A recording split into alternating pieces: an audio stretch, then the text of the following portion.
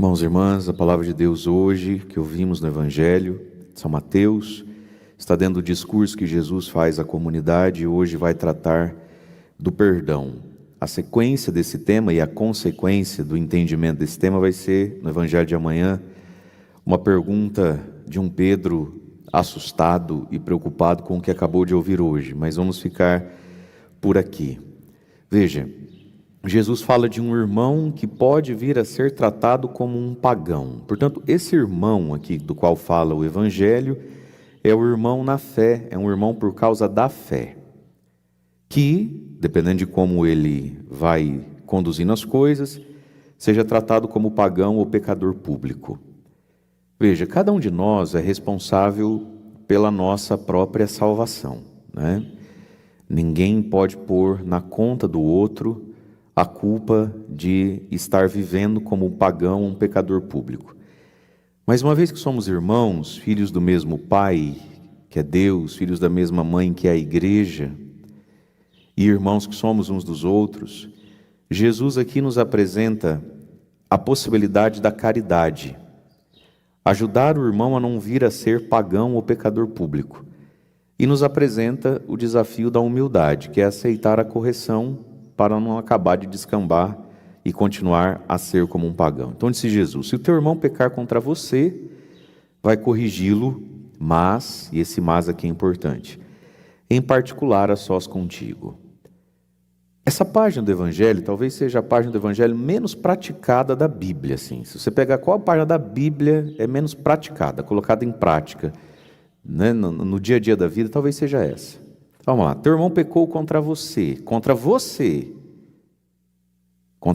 não contra o outro, contra você, pecou contra você, porque se não pecou contra você, o assunto não é seu.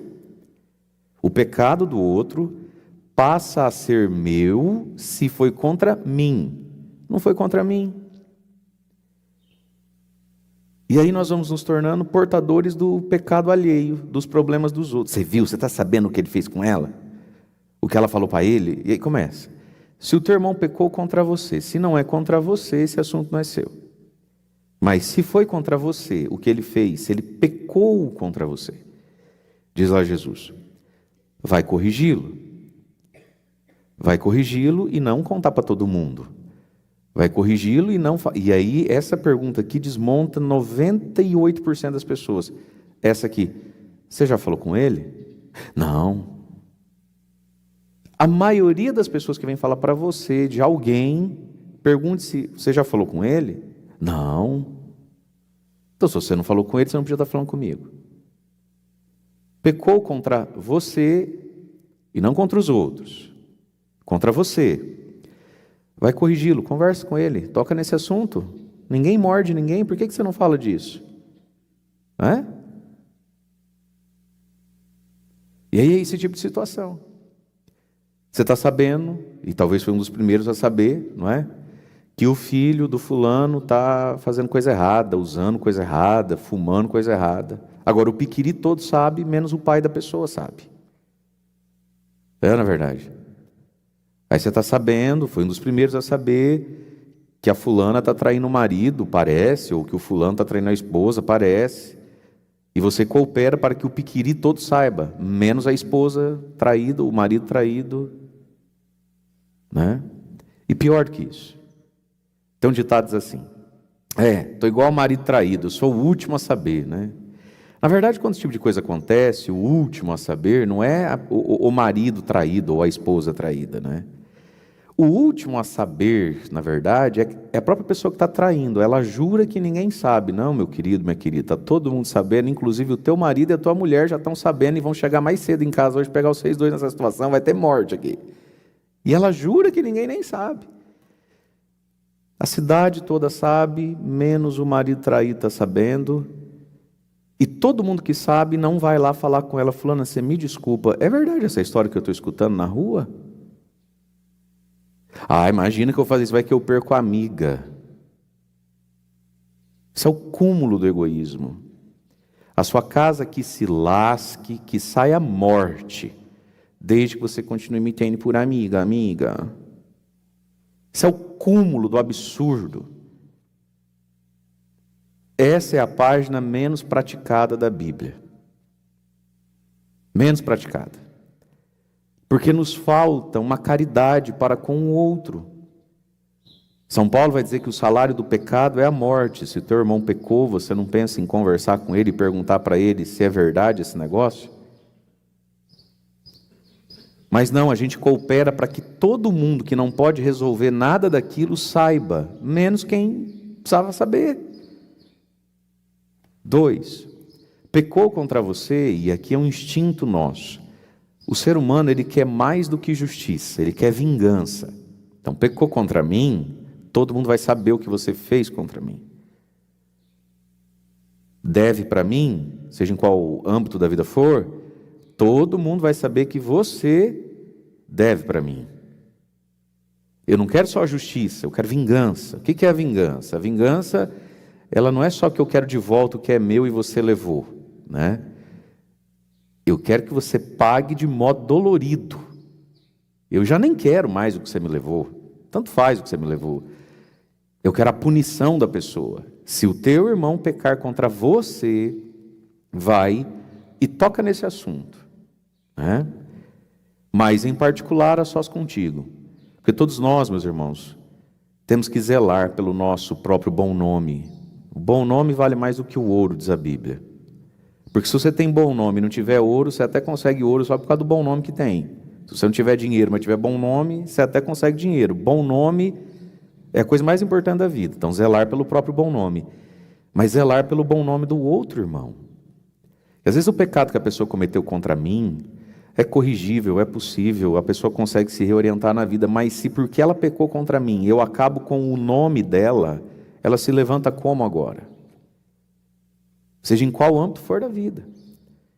Então, se o teu irmão pecar contra você, vai corrigi-lo. Mas em particular, vocês dois. Se ele não te ouvir, é muito queixo duro, é mentiroso, não, imagina,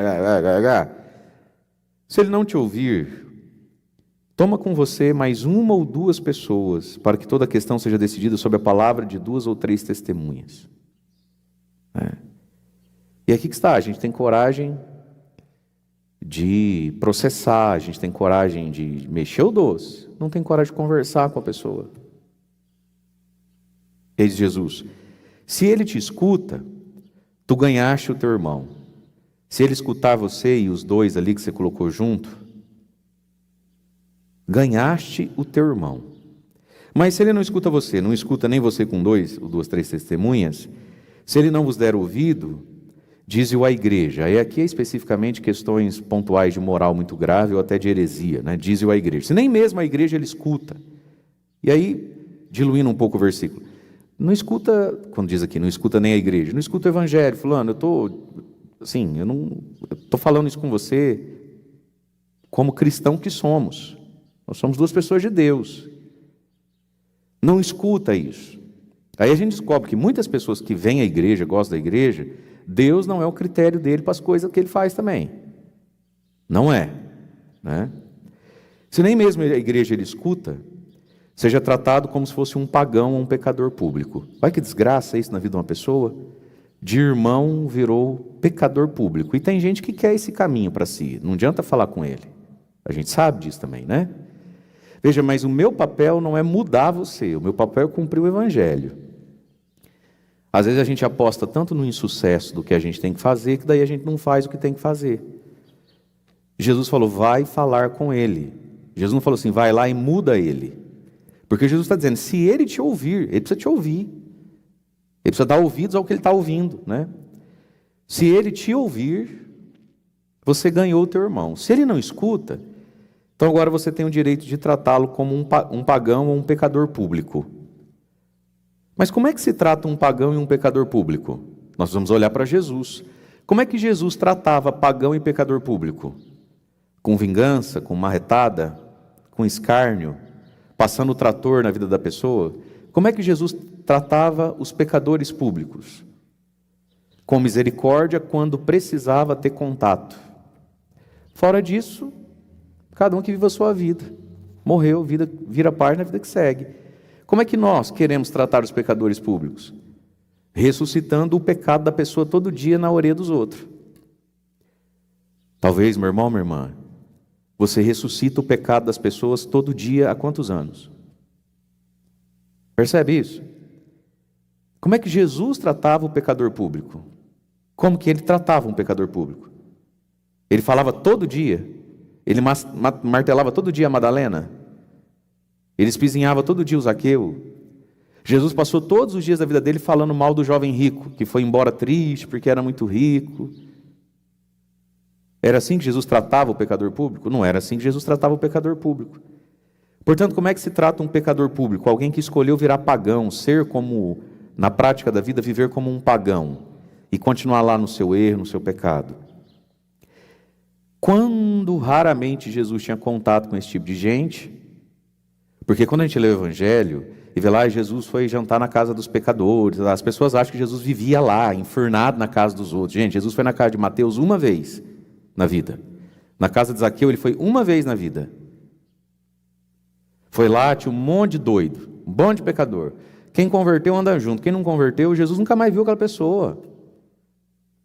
Mas também não a ficou ressuscitando todo dia. E esse é o pecado de muitos de nós, de muitas pessoas da igreja. Ressuscitar todo dia a miséria do outro. Trazer à memória, trazer para o banquete, trazer para a língua, para a boca, o pecado do outro todo dia. Como é que se trata o pecador público? A gente olha para Jesus, a gente não pergunta para Tati, para Nath, para Rafa. Como é que se trata um pecador público? É só perguntar para Jesus, é só olhar para Jesus. E ganhaste o teu irmão. Isso é uma caridade para com o irmão. Porque para ser irmão, e só é irmão quem tem o mesmo pai, quem tem a mesma mãe. Ou seja, existem pessoas que ao pecar contra mim, a minha maior preocupação é que a pessoa está perdendo Deus, ela está perdendo a Eucaristia, ela está perdendo a fé, ela está perdendo a igreja. E as pessoas têm tanta dificuldade em entender isso, né? O que você quer que minha vida não pague as minhas contas? Eu quero que você não se perca. O nome disso é caridade, né?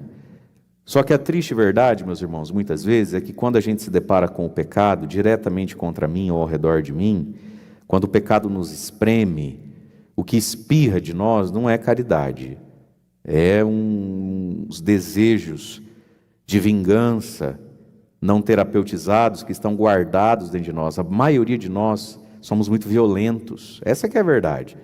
A gente não mata, a gente não rouba, nem mexe com a mulher dos outros, mas por dentro nós somos profundamente irados, violentos, azedos.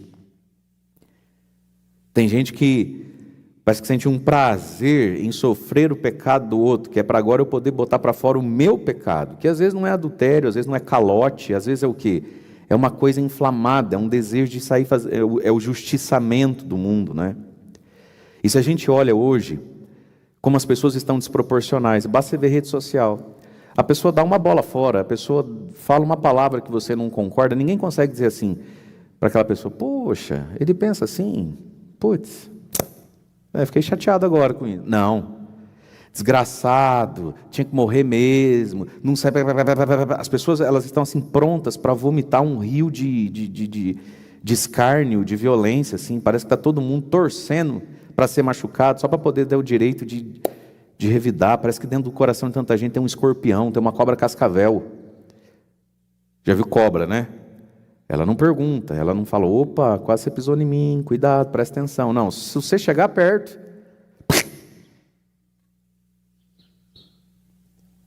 então diz o Evangelho, ganha teu irmão. Mas não é ganhar para si mesmo, é ganhar para o reino, para o céu, né? Para a igreja. Agora, tem quem, por falta de humildade, né? Por cegueira, a pessoa não está se importando muito em ser tratado como pagão e pecador público, não. O padre já conversou, a fulana já disse, já viu o bom exemplo de um, o mau exemplo de outro. A pessoa também é ali para fazer o que quer da vida. Agora, Jesus está dizendo, também não fique tratando como irmãozinho quem escolhe ser pecador, quem escolhe ser pagão, quem escolhe ser pecador público. Também não é nosso dever ficar pegando no colo quem escolheu abraçar o capeta. O que eu vou fazer? A pessoa conhece o Evangelho, conhece a verdade, cai de novo e desiste de pedir perdão e de se levantar. E agora quer filosofar para mim, teologizar para mim e psicologizar para mim o chão em que vive. Eu não sou obrigado nem a ficar ouvindo, nem a ficar paparicando. Só que aí a gente não paparica. É engraçado, o pecador ele é assim, você vai conversar com ele, ele protege aquilo, ele quer continuar ali. Aí você deixa a pessoa de lado, ela vai dizer para os outros que ela está ali porque a gente não dá atenção para ela. Estou errado? É ou não é assim? Para quem ainda está acordado, é ou não é assim? Então vamos lá. Se você não pega, se você não vai... Ela vive daquele jeito por quê? Porque ela é excluída, porque todo mundo me julga, porque é um bando de hipócrita, esse povo que vive na barra da saia do pato, tem uma língua desse tamanho. Aí a gente fala, é verdade, como a gente é ruim, né? Que adianta a gente rezar tanto, né, gente? E não acolher as pessoas, né? Vamos lá acolher ele, então. Vamos lá acolher ela. Vamos acolher? O que você quer com o meu acolhimento? Você não quer nada com o meu acolhimento. Agora você quer me convencer que você está certo, vive certo, que Deus é amor, que está tudo bem. O que você quer da vida, filho? Aliás, meu irmão, quem vive em pecado não sabe o que quer da vida, né? Se soubesse. O problema não é cair, o problema é ficar deitado. Esse é o ponto. Aí fala assim, ai, padre, porque eu estou cansado de cair. Deixa eu te fazer uma pergunta, você está cansado de cair ou está cansado de levantar? Tem gente que cansou de levantar, não está cansado de cair. Se tivesse cansado de cair, estava levantando de novo. É, na verdade. Fala, nossa, verdade. E agora, meus irmãos, vamos tomar isso para nós mesmos. Porque todo mundo, cada um de nós tem seus defeitos, tem seus pecados, tem suas misérias. O que de fato a gente quer? Porque daí, porque ninguém me acolhe. Eu mesmo posso cair em alguns assuntos da minha vida nessas cantilenas também. É porque as pessoas, é porque não sei o quê, é porque não sei o quê, é porque não sei o quê. E aí vai para a conta dos outros as coisas. E essa dinâmica, que às vezes a gente enxerga em outros, se a gente não cuida, a gente também pratica. Então está lá no pecado, vive como um pecador público. E vão dizer que vivem assim, porque não são escutados, porque não são acolhidos, porque são julgados, porque são condenados. Porque não tem oportunidade, porque foi excluído. Então tá, eu vou te dar a oportunidade, eu não vou te excluir, vou te deixar por aqui, não sei o quê, vou ir para você. Qualquer videozinho legal, engraçadinho, que eu ver, eu vou mandar para você como se você não tivesse ferido a minha fé, a minha moralidade, assim, eu vou passar por cima disso. E vou te tratar bem, vai resolver o quê? Resolve nada. E essa palavra é importante para nós. Jesus disse, corrige o teu irmão, luta junto com o teu irmão, luta pelo teu irmão. E quando você achar que não vale mais a pena, tenta mais um pouco. Não foi Jesus que falou? Te bateu de um lado, oferece o outro, te obrigou a andar 1 quilômetro com ele, anda 2 quilômetros com ele. Entra no 2º quilômetro da misericórdia. E se diante de Deus, assim, você já entendeu que não tem mais um 2º quilômetro para andar, que você já andou 30 quilômetros, é pagão, é pecador público. E aí São Paulo esclarece isso na sua carta para nós, dizendo assim, irmãos, não tenhais convivência, não se sentem na mesma mesa com quem vive no pecado. Aí ele diz assim, por óbvio não me refiro a todas as pessoas do mundo, não trateis como irmãos, né? E não coloca na tua mesa quem vive no pecado. Ele diz assim, por óbvio, não estou falando de todo mundo, senão teríamos que sair do mundo. Está tudo na Bíblia que você não lê. Diz, me refiro àqueles que eram tidos antes como irmãos. Chega uma hora que a gente não pode mais ter comunhão com certas pessoas. Chega uma hora que aquilo ali não pode mais ter acesso à nossa mesa, à nossa intimidade, à sala da nossa casa, à orelha dos nossos filhos pequenos. Não convém. Não é? Exemplo, é férias e você quer ir para a praia. Aquilo lá é um aglomerado de pecador. Mas eles não são seus irmãos. Aí a gente fala, opa, bom, calor, né? Aí você vai. São Paulo está dizendo, mas não leva para dividir apartamento com você quem de irmão caiu para pecador público. Não vai botar isso dentro da sua vida.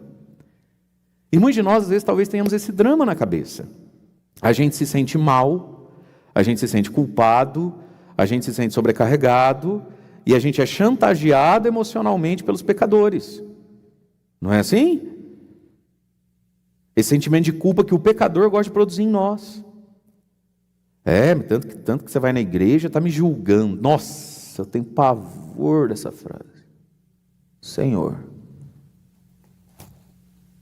faz o que quer, pinta a borda, faz aquilo e senta em cima. Não vou dizer a palavra porque, né?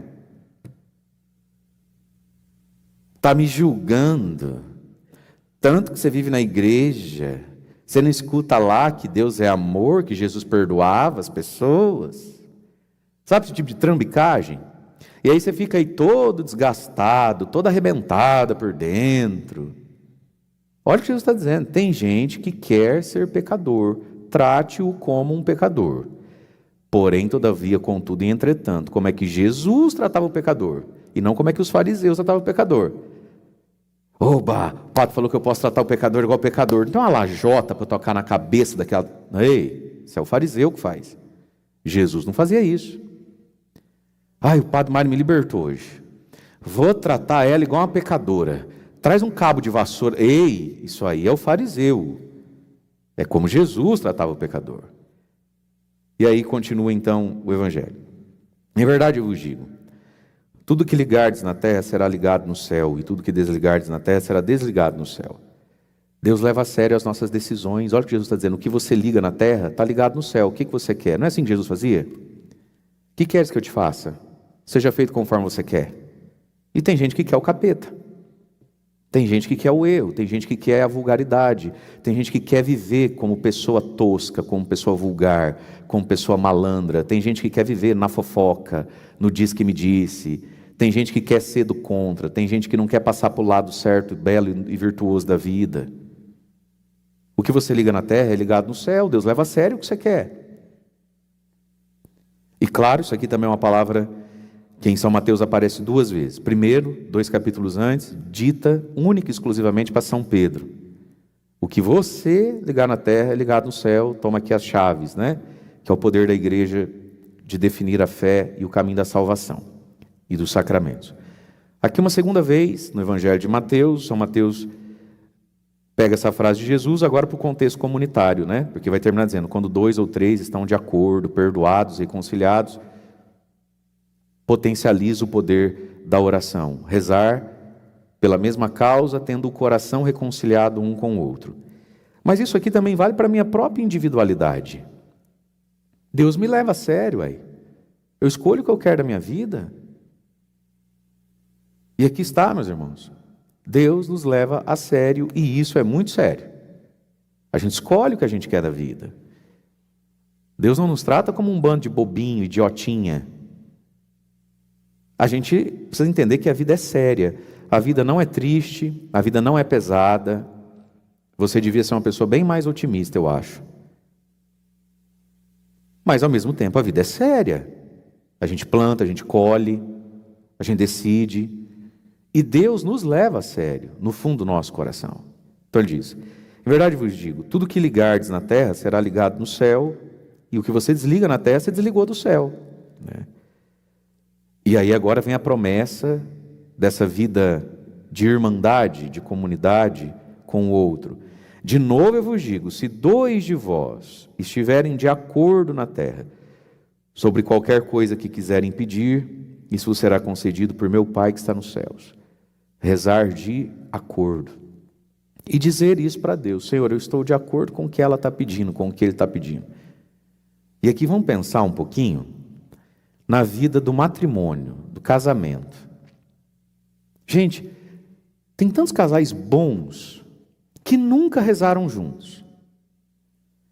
Nunca. Eles até acham que estão rezando juntos quando não estão rezando juntos. Deixa eu dizer algo assim, eu quero fazer um corte aqui, eu quero delimitar a ideia e eu preciso que você me acompanhe. Vir à missa junto não é rezar junto. O padre falou, oremos. Aí a mulher pega e pede as coisas que ela quer pedir para Deus, o marido do lado pede as coisas que quer pedir para Deus, e é direito. Aí no carro eles conversaram lá um assunto, no dia a dia da vida eles partilham uma luta, uma dificuldade da família, deles dois, dela ou dele, enfim. Aí eles pegam e vêm na missa. Isso ainda não é rezar junto. O que é rezar junto? Rezar junto é rezar junto.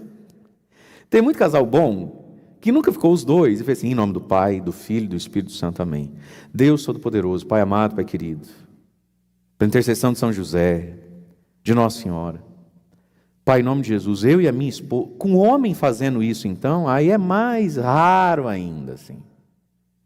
Então, dos pouquíssimos casos, é a mulher que reza e o marido fala, mas tá bom, já estava bom. Pelo menos fosse isso, né? Vamos lá. A grande maioria dos casais nunca rezou junto. Eles se abraçam e choram, falam, não amor, nós vamos pedir para Deus, você vai ver, São José vai passar na frente. Isso, então vamos pedir para São José passar na frente. Eles não pedem para São José passar na frente, junto. A gente troca uma ideia. A gente sente o coração do outro. O nome disso é empatia. É bonito. Mas nunca rezou junto. Rezar junto pela mesma coisa. Dizer a Deus, os dois, a mesma coisa. Um fala, o outro fala amém. Rezar juntos. Olha, Jesus está dizendo, se 2 ou 3, mas já basta 2, ó. Não precisa 3, basta 2. Estiverem de acordo, coração reconciliado um com o outro, entendendo de pedir isso desta forma aqui, o Pai que está no céu concede. Gente, existe uma força poderosa na oração de concordância. Quem pegou o tempo sadio, saudável e áureo? Eu não peguei, peguei o restinho. Quem pegou o tempo sadio, saudável e áureo da renovação carismática lá atrás, ouvia falar muito disso. A oração de concordância. A gente conversa, decide um assunto e vamos os dois agora parar de falar um com o outro e falar em voz alta com alguém que está lá no céu. Oração de concordância. E um reza e o outro fala amém, sim Senhor Jesus, eu concordo com ele. Dizer isso para Deus. Tem gente muito boa que nunca fez essa oração na vida. E aí vai carregando lutas, carregando coisas. Não, mas Deus sabe do que a gente precisa, né, padre? Sabe. Descansemos nisso. Mas Jesus colocou uns protocolos aqui, ó. Custa seguir? É tão difícil assim, pôr em prática a palavra. Orar em concordância. 2 ou 3. Aí quando fala de 3, a gente já pensa em amizades, né? Às vezes a gente está num ambiente, alguém partilha uma luta, uma situação. Qual é a dificuldade? Então vamos rezar nesse sentido. E não é ficar 1 hora rezando, não, gente. Essa oração aqui, ela dura 10 segundos. 10 segundos. Domingo foi dia dos pais, eu fui ver meu pai. E aí, como é sempre nosso costume em casa, a gente não come antes de conversar, né? Antes de um honrar o outro, essas coisas. E aí, falei lá umas palavras ao meu pai, em nome de todos nós, e todo mundo, não sei o quê, é verdade mesmo. Então agora vamos rezar, né? A gente fez lá uma oração, Pai Nosso, Maria. Eu falei, pai, agora o que você quer pedir para Deus? Meu pai falou, eu queria pedir para Deus isso, tal e tal coisa, né? Que é do coração dele, de homem, de pai, enfim. Eu falei, amém. Falei, Jesus, eu concordo com meu pai. Eu peço o que ele está pedindo junto. Você precisa verbalizar. Gente, é um protocolo. Qual é a dificuldade de cumprir um protocolo? Para tudo na vida tem um protocolo. Para tudo. Missa tem protocolo, a hora que senta, a hora que levanta. Não tem um protocolo? Para tudo. Você vai na padaria, tem protocolo. Essa moça atende o pedido, a outra atrás e a outra está no caixa. Para tudo tem protocolo. Na tua empresa tem um protocolo. Um atende o cliente, o outro dirige o caminhãozinho, o outro faz... Tudo tem protocolo. Na paróquia tem protocolo. Você não chega aqui e joga a criança na água da pia do batismo. Você escuta um recado, aí você vai conversar com uma pessoa, não com qualquer pessoa. Tem um ali que pega o documento, faz o negócio do batismo, agenda, não sei o quê. Não é ele que atende a confissão, é o padre que atende a confissão. Tudo tem protocolo. E antes de colocar água na cabeça da criança, tem que passar o óleo no... Jesus, amado. Por que nós somos tão avessos a métodos, né? Jesus ensinou as coisas. Passo 1, passo 2, passo 3. Fazer as coisas. E é uma promessa poderosíssima que Jesus fez aqui. Então, meus queridos, talvez você esteja no número dessas pessoas muito boas que nunca rezou direito. Só segue a fórmula. Ah, você tem vergonha. Ah, então fica com a vergonha, ué. Fica com a vergonha que você tem. O que vai fazer? Deus, Ele prefere ter vergonha. Deixa ele com a vergonha. A gente escolhe as coisas. É tão difícil vencer uma vergonha? É tão difícil vencer um pudor, um recalque? Que onde 2 ou 3 colocam de acordo, o Pai que está no céu escuta. E aí, meus irmãos, quando a gente pensa tudo isso aqui que Jesus falou, sobre preservar o outro do todo mundo, e sobre a oração de comum acordo, a gente pode olhar para Jesus e imaginar Jesus dentro da casa de Nazaré, com Maria e José. Quem foi a pessoa que, ferida, desafiada, incomodada pela atitude, pela escolha do outro, resolveu deixar em silêncio? São José. São José, por algum tempo, com certeza carregou no coração: Maria, onde é que você estava com a cabeça de falar assim para esse anjo sem falar comigo? Para mim você não perguntou esse negócio aí. Caramba, hein, Maria? E José foi ruminando, e o que foi aumentando no coração de São José? Tô fora. Vou ficar nisso não, filho. Não dá, não é para mim, não é o que eu queria, eu não dou conta. Não. Se tivesse perguntado para mim, eu não tinha aceitado. E José estava decidido a ir embora em segredo para poupar Maria. Teu irmão pecou, errou. E veja, pelo amor de Jesus Cristo, é por óbvio que Maria não pecou. Vamos, gente. Estou falando com gente inteligente, amém? Amém. Mas vamos lá, no coração de São José, aquilo não encaixou. E aquilo cresceu de tal forma que ele tomou uma decisão.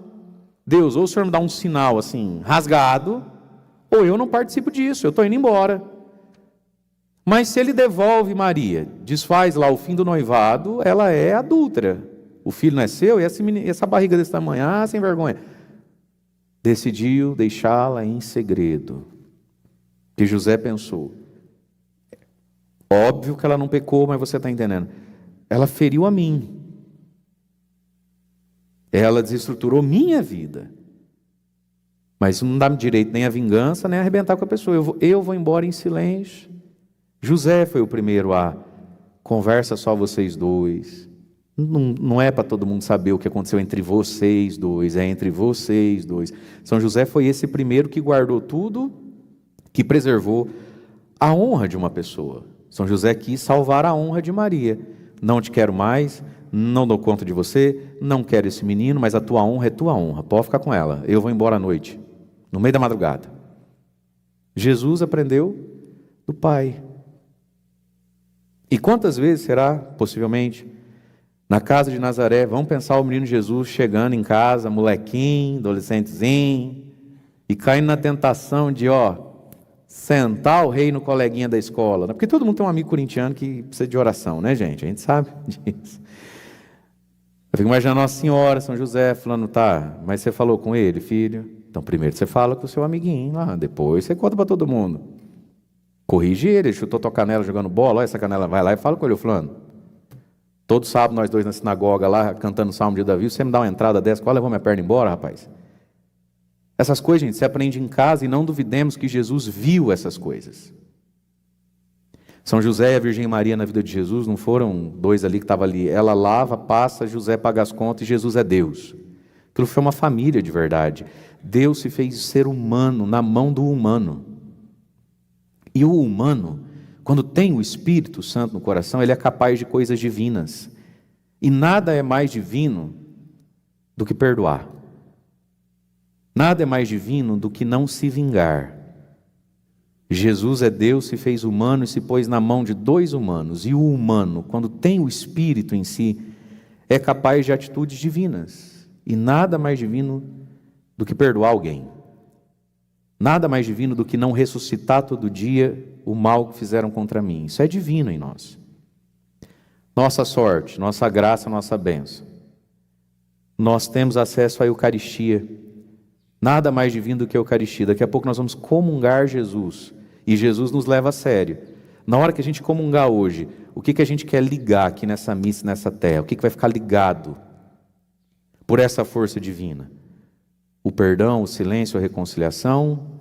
Ou a gente decide hoje com Jesus no coração dizer: Senhor, me desculpe, se tiver que perdoar ele, eu vou para o inferno, mas não perdoa não. Deus nos leva a sério. É a gente que diz as coisas. Deus nos leva a sério, mas há um poder divino ao nosso alcance, que é o coração de Jesus, que vem ao nosso coração através do sacramento da Eucaristia. Vamos ficar em pé, momento da nossa prece, nós vamos voltar a São José. E eu gostaria que você pensasse, nós vamos cantar essa oração, em tudo aquilo que você quer pedir, clamar, suplicar. Mas pensemos também, irmãos e irmãs, qual é a prece que está no coração hoje de algumas pessoas que a gente convive e ama, para nos colocarmos de acordo. Nos colocar de acordo com quem não está aqui agora. Mas a gente sabe o que tantas pessoas têm pedido a Deus, suplicado a Deus, nas suas orações, nas suas lutas. Estenda as mãos para São José. São José, nós vamos cantar e nessa canção, nessa oração, nós te apresentamos a nossa vida, te apresentamos o que queremos pedir. São José, nessa canção, nessa oração, nós queremos ligar na terra, para que esteja ligado no céu, a sabedoria, a reconciliação. São José, queremos pedir pelo irmão, pela irmã que está descambando para ir viver como um pecador, pedir a misericórdia, esse milagre da conversão. São José, queremos pedir um coração igual ao de Jesus, para saber tratar o pecador, o pagão, como Jesus tratava o pecador e o pagão. E São José, queremos nos colocar de acordo com o coração de pessoas que amamos, que choram, que esperam, que pedem. Você conhece pessoas com quem você se coloca de acordo agora? Proclama diante de São José: São José, eu me coloco de acordo com a dona fulana, com o seu Beltrano, que está passando por isso e pedindo por isso. Eu me coloco de acordo com esse irmão, com essa irmã, que pede a graça da cura, da saúde. Eu me coloco de acordo, Senhor, com aqueles meus amigos que estão rezando por um filho. Nos coloquemos de acordo. Ó meu glorioso São José, as vossas maiores aflições e tribulações, não vos valeu o anjo do Senhor? Não vos valeu o anjo do Senhor, valei-me, São José, peçamos, valei-me,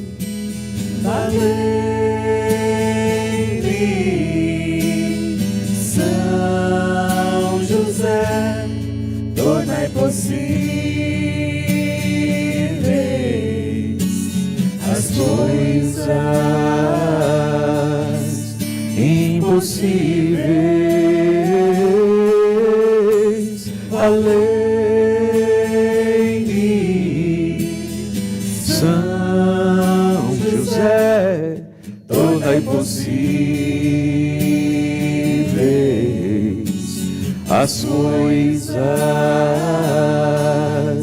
impossíveis, valei-me, São José, valei-me, São José. E rezemos juntos a ladainha de São José, por nós, pelos nossos, elevando ao coração de São José a nossa súplica. Rezemos: Senhor, tende piedade de nós. Senhor, tende piedade de nós. Jesus Cristo, tende piedade de nós. Jesus Cristo, tende piedade de nós. Senhor, tende piedade de nós. Senhor, tende piedade de nós. Jesus Cristo, ouvi-nos. Jesus Cristo, atendei-nos. Deus Pai dos céus, tende piedade de nós. Deus Filho Redentor do mundo, tende piedade de nós. Deus Espírito Santo, tende piedade de nós. Santíssima Trindade, que sois um só Deus, tende piedade de nós. Santa Maria, Mãe de Deus, rogai por nós. São José, rogai por nós. Ilustre Filho de Davi, rogai por nós. Luz dos patriarcas, rogai por nós. Esposo da Mãe de Deus, rogai por nós. Casto guarda da Virgem Maria, rogai por nós. Sustentador do Filho de Deus, rogai por nós. Zeloso defensor de Jesus Cristo, rogai por nós. Chefe da Sagrada Família, rogai por nós. José Justíssimo, rogai por nós. José Castíssimo, rogai por nós. José Prudentíssimo, rogai por nós. José fortíssimo, Rogai por nós. José obedientíssimo, Rogai por nós. José fidelíssimo,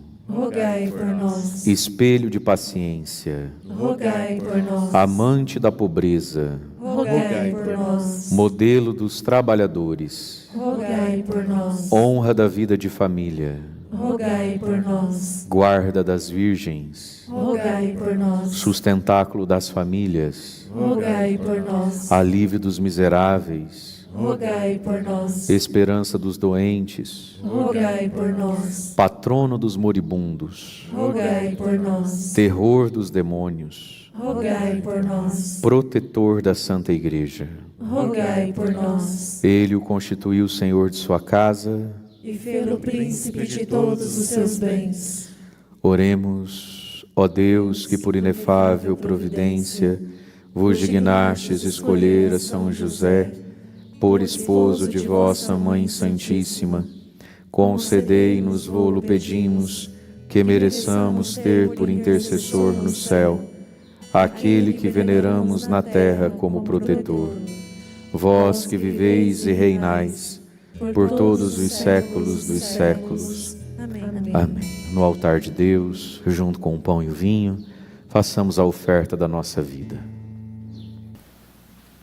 Irmãos e irmãs, o evangelho de hoje que nós escutamos, caiu a ficha no coração, na cabeça, na inteligência de homens, aqui, dos chefes dos judeus, diz ali o começo do evangelho. Jesus começou a falar aos sumos sacerdotes, aos mestres da lei, aos anciãos do povo, aos homens do templo, em parábolas. E eles estavam gostando da parábola emocionante até, E Jesus foi contando, criando imagens, um homem, um rei, E aí os seus empregados, os homens que arrendaram sua terra, se revoltam contra ele. E a historinha é boa de ouvir. Ele mata um, espanca o outro, ó. No final da parábola, pum! Esse cara está falando de mim? Ué, será que eu sou isso aí? Só não falou meu CPF? E aí, meus irmãos, quando a gente é desmascarado por alguém, pela nossa própria consciência, por uma ficha que cai, só tem duas opções diante de nós. Ou a gente fica ferido, magoado, ou a gente se humilha a si mesmo, pede perdão, recomeça, muda de caminho, de rumo, A gente só tem essas duas opções na vida. E aqueles homens escolheram uma opção. Queriam então prender Jesus porque compreenderam que Jesus havia contado a parábola para eles. A carapuça serviu, E o problema passou a ser Jesus e não eles. Veja, Jesus contou essa parábola para você, mas a parábola está errada. Jesus contou essa parábola para você e Ele está sendo injusto com você. Você não é o que está na parábola, é isso. Jesus é que está equivocado. Quando nós somos desmascarados, ou quando a gente sai da desilusão, da autoilusão, desilusão é outra coisa. Quando a gente sai da autoilusão da vida, o que a gente faz então? E muitas pessoas, por graça e misericórdia de Deus, receberam a oportunidade de sair da autoilusão. Sair daquela convicção profunda, enraizada, que está errado isso aí. Seja para qual assunto for. Quantas vezes se caminha anos e anos na vida, numa profunda convicção de que fulano não vale nada, olha o que ele fez comigo, não é isso?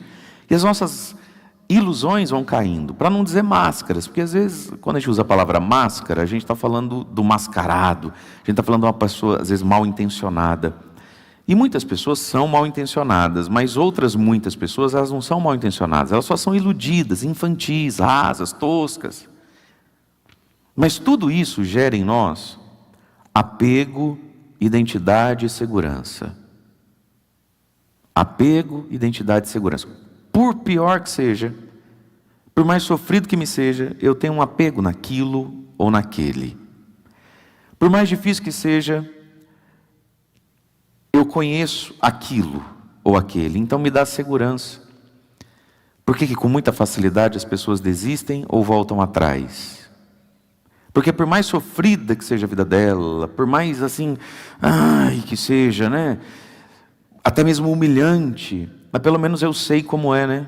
Pelo menos eu já me acostumei a lidar com isso.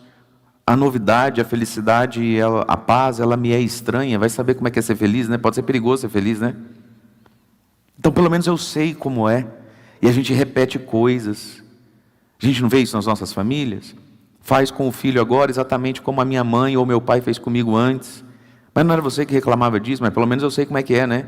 Eu entendo o que é briga, eu entendo o que é inferno, eu entendo o que é palavrão, eu entendo o que é miséria, eu entendo o que é discutir, um dorme na sala, o outro dorme na cama, 5 dias sem se falar dentro da mesma casa.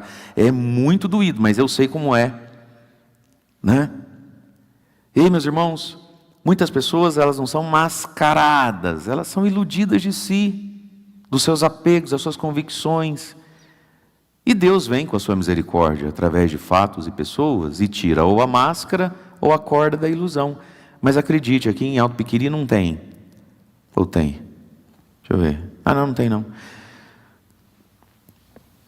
Só lá, em Belo Horizonte, onde eu estava, lá tem bastante. Aqui não tem não. Os mineiros tem bastante. Aqui, deixa eu ver. Deixa eu terminar de ver. Não tem. Aqui não é o nosso caso. Mas acredite, por aí, tem muita gente que diante dessa graça de Deus se dói, se fere e se revolta. A pessoa resolve proteger ou a máscara, ou proteger a sua ilusão, e resolve então, diz aqui a palavra, prender Jesus, né? Matar Jesus. E nós também podemos fazer isso. Eu pego a minha ferida ou a minha ilusão, guardo ela bem guardadinha, e mudo de padre, mudo de paróquia, mudo de freira preferida, mudo de grupo de oração, não é mais o grupo de oração da quinta que me serve, é o da terça, da capela não sei aonde, o grupo da matriz, e a pessoa está protegendo aquilo, e protege, porque aquilo gera identidade também. Quem sou eu, né? Aqueles homens tinham muito a perder se eles dessem o braço a torcer a Jesus, né? Jesus veio refundar todas as coisas, então, de algum modo, a verdade de Jesus até tirava a utilidade deles, enquanto homens dos sacrifícios de bois e cabritos e pombas no templo. Tudo isso vai acabar se você andar com Jesus. E nós temos as nossas identidades tão enraizadas em nós, né? E aí, então, meus irmãos, a parábola é esta, é a parábola do reino, é a parábola do povo de Deus, a parábola da vinha, a vinha do Senhor, né? É um tema muito caro aos profetas e aparece também nos Salmos. O povo, a realidade dos que creem em Deus, né? Como uma vinha que precisa ser cultivada e que tem um dono. E aí, então Jesus conta a parábola para eles. Vocês acreditam? Conta uma história para vocês. Um homem, ele plantou uma vinha, ele cercou, ele fez o lagar, ele construiu a torre de guarda, ele fez tudo para essa vinha, o investimento foi dele. Aí ele arrendou para alguns vinhateiros. A gente conhece essa realidade do arrendamento, né? Arrendou a terra do fulano. Muito bem. E viajou para longe, foi para longe. Na época da colheita, de vez em quando, é a época de colher. Na época da colheita, ele manda os empregados dele, lá do seu reino, lá nesse outro país, nessa outra cidade, para colher os frutos, né? Tem que colher o fruto. Eu tenho uma parte disso, porque eu sou dono da terra, né? É o combinado. Mas os agricultores falaram, quer saber, não vamos pagar o dono da terra não. Que 30%, rapaz, você é maluco? Não. Manda ele vir cobrar, se ele quiser, ele que vem cobrar, não é isso? Nem que Deus me apareça na minha frente, eu não falo, eu não vou, né? Muito bem. Então manda ele vir cobrar, se ele quiser, ele que vem cobrar. E aí toda vez que ele mandava algum empregado seu ir lá cobrar a parte dele, espanca, bate, prende, o sujeito não volta. Que coisa mais estranha, até que ele pensa, bom, o meu filho, eles vão respeitar, filho, vai lá cobrar o fruto, vai lá pegar a nossa parte. Aí vem o herdeiro, vamos matá-lo e ficar com a herança. Bom, vamos entender essas imagens então. Deus plantou a vinha, ou seja, a igreja e a vida. Vamos resumir aqui. Vida e igreja é um feito de Deus. Deus fez tudo, Deus predispôs tudo para nós. E Ele nos coloca para administrar isso. E o que Ele quer de nós? De vez em quando Ele vem colher, porque é dele. E o que é que Deus vem colher de nós? Primeira coisa, a fé. Segunda coisa, as boas obras da fé. E nós precisamos identificar quando é tempo da colheita. O que é o tempo da colheita? Tempo da colheita também são duas coisas, grosso modo. Sempre, Deus mandava aqui então seus empregados, que são os profetas, né? Os profetas do Antigo Testamento, quase todos eles foram martirizados pelo próprio povo, né? Então Deus de vez em quando mandava os profetas, ele suscitava uma unção, ele suscitava uma profecia, ele levantava um homem, um Isaías, um Ezequiel, por exemplo, para pregar, para anunciar determinado tipo de verdade, um aspecto do conjunto todo da fé. E aí o primeiro fruto, a primeira colheita é justamente quando a gente escuta. E quando a gente escuta, Deus espera poder colher de nós a fé, quando dentro de nós, ao escutar, a gente diz, é verdade mesmo isso aí. Nossa, que bonito, né? Pena que tão pouca gente escuta. Oh, meu Deus. Aí você está ouvindo. Aí você fala, amém. Oh, Jesus, me ajuda. Nossa, amém. Aí você vai lá e faz suas preces a partir daquilo que ouviu. Primeiro fruto, a fé. Onde? No ato de ouvir. Segundo fruto, a prática disso que escutei. Onde? Na vida, nas circunstâncias da vida. Deus vem colher de nós o que semeou em nós. Então, de vez em quando, Deus olha para você e para mim e fala assim, acho que está na hora de colher paciência dessa pessoa. Já tem umas 3 semanas que ultimamente ela anda escutando pregação, conversou sobre paciência. Vamos colher essa paciência? Aí ela vem Deus colher a paciência através das coisas. Encontra a paciência, ou eu, no ato de devolver o fruto da paciência, escolho usar da ira e falo assim, Deus vai me perdoar, mas não sou obrigado a ser tapete de ninguém não, você... Ele falou, meu Deus do céu, tanto que eu planto, na hora de colher, não colhe. E aí, falando de paciência, estamos falando de qualquer outra virtude, de qualquer boa obra. A gente começa a ouvir bastante, ler os evangelhos das últimas semanas, começa a falar bastante sobre caridade, e aí você até assistiu um filme de São Francisco de Assis, um documentário de Maria de Calcutá, até caiu uma lágrima, Deus viu a lágrima descer.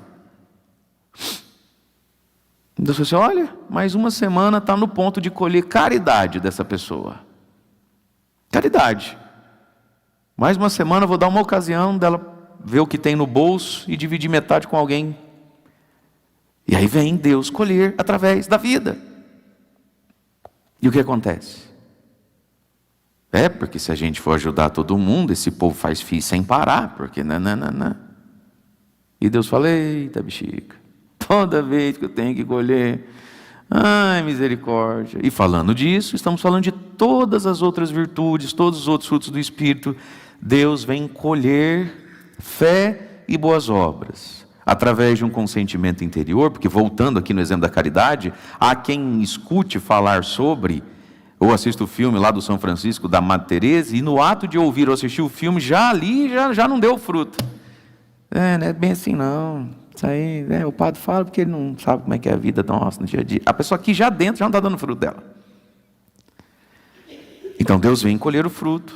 Foi assim na história do Israel de Deus. Até que vem o próprio Jesus. E aqui tem um fato então, né? Eles tomam uma conclusão. Aí vem o herdeiro, vamos matá-lo. E aqui, meus queridos, tem algo assim para a gente pensar. O que o pecado não faz com a nossa inteligência? Jesus coloca na boca deles uma pergunta. Aí eles pegam o herdeiro desse rei, mata o rapaz, não dá o fruto, mata o rapaz. Jesus coloca na boca deles uma pergunta. O que esse rei vai fazer com esse povo que matou o filho dele? Esse rei vai vir, vai matá-los também, vai condená-los, vai lascar com eles, né? Foi cutucar o filho do rei, olha que falta de juízo. É como se Jesus estivesse perguntando assim, e você está achando então que você pode matar o filho do rei e vida que segue? Você é louco? Sim, eu sou louco. E qual é a nossa loucura, meus queridos? A loucura de viver como se a gente não fosse se encontrar com Deus um dia. As pessoas vivem como se não fossem morrer, como se Deus não existisse. Isso aqui é a loucura da vida. A gente vive como se não fôssemos morrer, como se Deus não existisse. Ou se você quiser inverter, pode inverter também. Vive como se Deus não existe, como se Deus não existisse e como se um dia não fosse morrer. Me digam vocês, porque eu estava gostando da historinha, né? Capítulo por capítulo aqui, uma minissériezinha boa. Isso aqui dá um Netflix danado. Jesus falou assim, o que vocês acham que vai acontecer no último capítulo? No penúltimo capítulo, o menino é assassinado por um bando de homem, não tem, né? Tudo que tem é porque o rei deu. O que o rei vai fazer com eles? É verdade, não tinha pensado nisso. Não tinha pensado nisso, meu anjo? Amor, você achou que era assim a vida? Você achou que você ia chegar no seu trabalho hoje, meio nervoso? Aí a pessoa às vezes fala, fulano, está atrasado de novo, querido? É, porque você não sabe a vida que eu passo lá em casa, você achou que você ia responder nessa altura e não ia levar as contas. As pessoas, elas vivem como se semente não desse fruto, assim, elas plantam o que elas querem e se magoam com o que colhem. É doido, filho. No que você acha que vai dar isso? Ah, com certeza ele vai vir muito bravo. Eu falei, claro, com certeza ele vai vir muito bravo. Você não pensou nisso antes. Mas o pecado, meus irmãos, ele tem esse poder de embrutecer a inteligência. E o pecado, ele tem esse poder de anestesiar até o bom senso da vida. No que você acha que vai dar isso? Esse jeitão, esse estilão, essas repetições. Você tem certeza que não vai colher o que planta? Isso em tantos âmbitos da vida.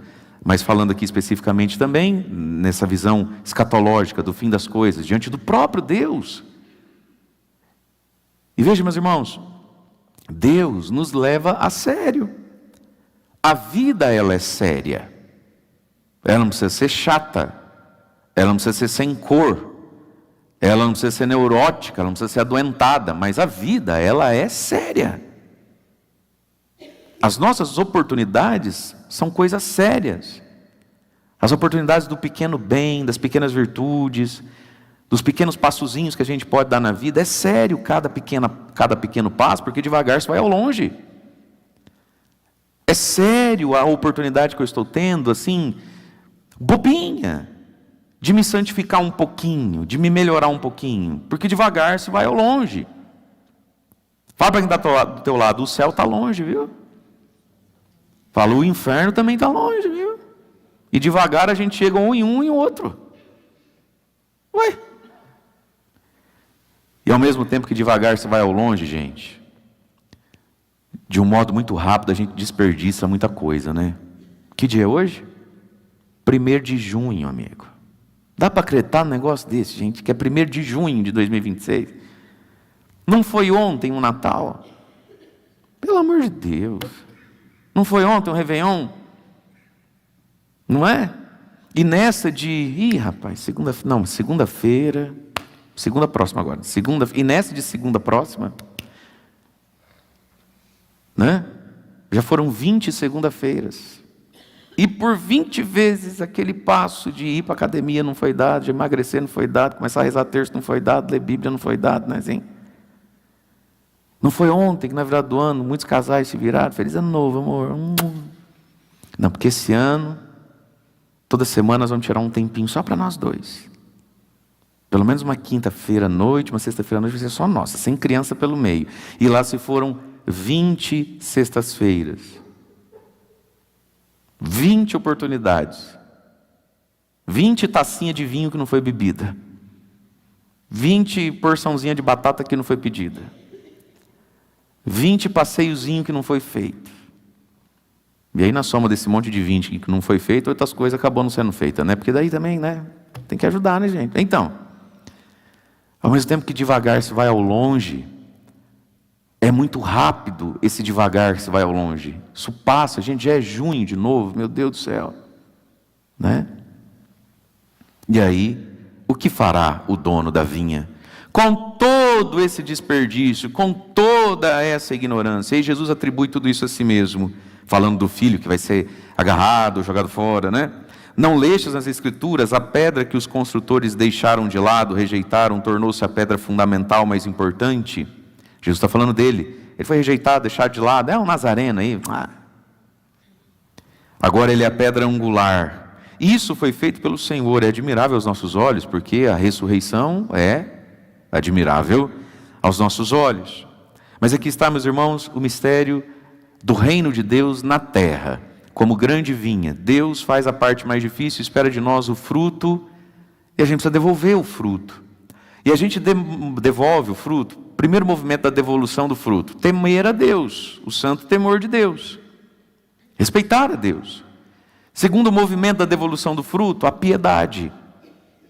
Deus, eu vou devolver o fruto não só porque eu tenho medo dele, eu vou devolver o fruto porque eu o amo. Eu o amo. O temor e a piedade, eles andam juntos. E pelo temor eu devolvo o fruto, mas pela piedade eu devolvo o fruto, inclusive limpinho, bem embalado, Não é a piedade essa capacidade de pôr afeto e esmero, né? A gente aprende a amar a Deus. E eu devolvo o fruto por sabedoria. O temor do Senhor é o princípio da sabedoria. Por sabedoria, porque convém que seja assim, porque é belo que seja assim, porque me faz bem que seja assim, é justo que seja assim. Daqui a pouco, como em toda a missa, a gente vai dizer: é nosso dever e salvação. Demos graças ao Senhor. É nosso dever, é temor isso, hein? E salvação, é piedoso isso.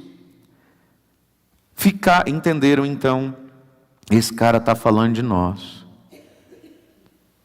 Mas eles poderiam pegar isso e falar assim: mas ele está errado. Quem disse que eu não devolvo os frutos? Não é só que Jesus estava falando de nós. Jesus está falando de nós algo muito feio. E sim, nós somos feios. Jesus está falando de homens terríveis, querendo associar esses homens terríveis a nós. E foi bem associado mesmo, encaixa certinho. Não é só que Jesus contou para eles e eles se viram naquela situação mesmo. E aí, ou se dói e protege, né? Se agarra, se revolta, ou se humilha. E humilhar-se a si mesmo através do arrependimento, do recomeço, não é coisa fácil. Só que Jesus diz: quem se humilha a si mesmo será exaltado. Humilhar-se a si mesmo. Por minha culpa, minha tão grande culpa. E entrar nessa estrada do como é que é ser diferente do que eu sempre fui. Igual criança, né? Você sabe, meus irmãos, que às vezes algumas coisas na nossa vida se apresentam a nós e a gente vira criança naquilo. Já viu criança tentando fazer as coisas, não é? Tropeça, cai, faz torto, erra, não fica bem feito aquilo. E às vezes a única coisa que a gente sabe fazer bem feito é o mal. Porque nunca fez o bem, agora na hora de fazer o bem é meio desajeitado mesmo, é meio desengonçado mesmo, não é isso? A pessoa nunca abraçou um filho, vai abraçar agora depois de velho? Vai ser meio desengonçado abraçar filho depois de velho. Nem a barriga encaixa mais, dois gordos querendo se, né? A pessoa, né, fisicamente, você vê que a pessoa ela é desmilinguida assim, né? Não, mas daqui a pouco você fica fluente no abraço, daqui a pouco a gente fica fluente na oração, daqui a pouco a gente acostuma, a gente aprende o bem. Mas para aprender o bem é preciso ser humilde, né? Não ter vergonha de errar no caminho de aprender o bem. E eu acho que aqueles homens olharam para si e falaram assim: rapaz, eu sou assim, eu nasci assim, eu cresci assim, Gabrielo, né? Eu não, nessa altura da vida agora eu vou, bora, segue, toca para frente. Só que estavam indo na direção errada da vida. E aí, meus queridos, primeira leitura que nós ouvimos tão bela da segunda carta de São Pedro desejando e dizendo que existe, né? Por isso que ele desejava: graça e paz vos sejam dadas, concedidas abundantemente. Existe uma paz que é, e uma graça que é abundante, porque conheceis Deus e Jesus nosso Senhor, e o seu divino poder nos deu tudo o que contribui para a vida e para a piedade, mediante o conhecimento de Jesus. Olha que lindo isso, mediante o conhecimento de Jesus, nós temos tudo o que contribui, o que ajuda para a vida e para a piedade. Deus dá os meios, Deus dá a providência. Temos tudo o que contribui para termos vida e termos piedade. Por meio de tudo isso nos foram dadas as preciosas promessas, as maiores que há, a fim de que nos tornássemos participantes da natureza divina. As maiores promessas. Qual é a maior promessa? O céu, a vida eterna. Mas junto com isso, nos tornarmos participantes da natureza divina, disse aqui, depois de libertos da corrupção, da concupiscência desse mundo. Participantes da natureza divina. Vamos pensar aqui rapidinho. O que é um santo? Santo é aquele no qual a única explicação é a presença de Jesus. Então, aquela paciência não é humanamente explicável. Humanamente eu sei o que é paciência, mas a paciência que aquela pessoa vive ou expressa não é humana mais. Já decolou. Igual avião. Como é que o avião voa? Primeiro por um ato muito normal da física. Velocidade e movimento. Ele vai andando na pista, vai andando, até que ele decola.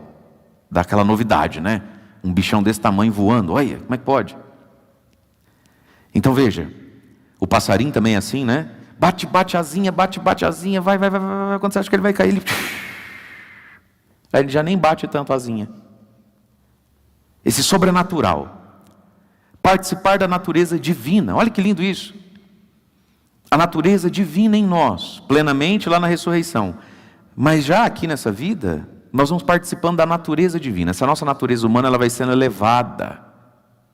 Então você olha para e você vê que aquela paciência, e o ser humano é humanamente capaz de ter e reconhecer, mas aquela, só Deus explica. A sabedoria, o entendimento, a generosidade, a fortaleza, aquela resiliência, aquela fé. Ontem eu tive a graça de estar lá em Belo Horizonte, na Guaspamira, uma grande obra de evangelização dedicada a Nossa Senhora, por causa de Nossa Senhora de Medjugorje, uma obra do Padre Oscar. E aí as pessoas, a gente chega nesses lugares, né?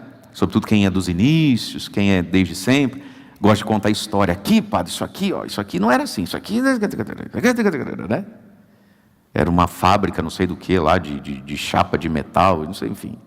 Eu lá me contando que estava no dia que foram lavar aquilo tudo as primeiras vezes, que foram alugar, muito caro o aluguel, não tinha R$1 no bolso, mas vamos, enfim. Aquela fé, o ser humano é capaz de ter fé, não é? A gente não tem fé? Como é que tem Copa do Mundo? Não tem. A gente é capaz de ter fé, né? Eu ontem no aeroporto, o Palmeiras ganhou de 1-0. 8 minutos de acréscimo. Não faça isso com o Palmeiras. Nós não temos capacidade para ir. Onde é que está passando esse jogo? Onde é que está passando esse jogo? Achei um canal do YouTube que parecia uma rádio, só tinha voz. Pênalti para os homens, para o inimigo. Pênalti para os homens maus. Falei, eu tenho fé.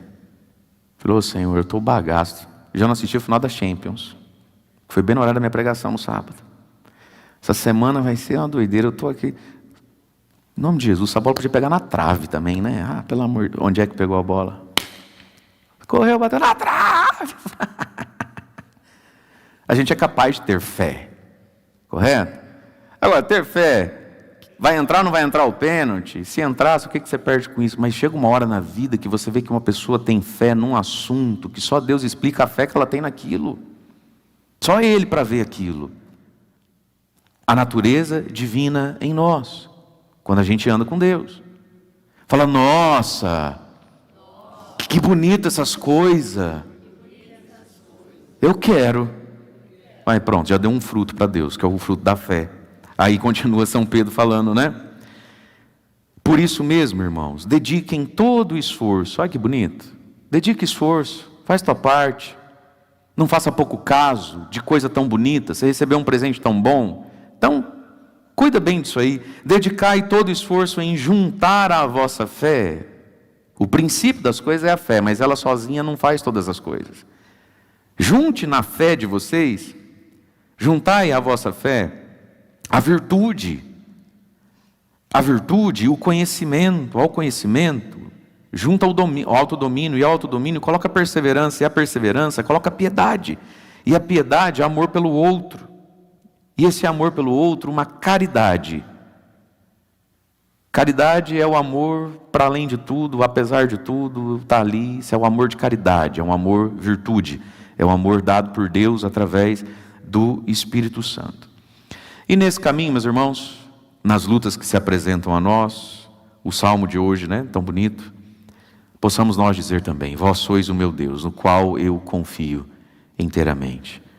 Para dar o fruto que é fácil, para dar o fruto que é difícil, para juntar à minha fé todas as virtudes necessárias, né? Para ter em nós a natureza divina e para não desperdiçarmos a vinha do Senhor, a igreja e a vida. Presente de Deus para nós, mas Ele quer o fruto. E para a gente não desperdiçar também as ocasiões de dar o fruto.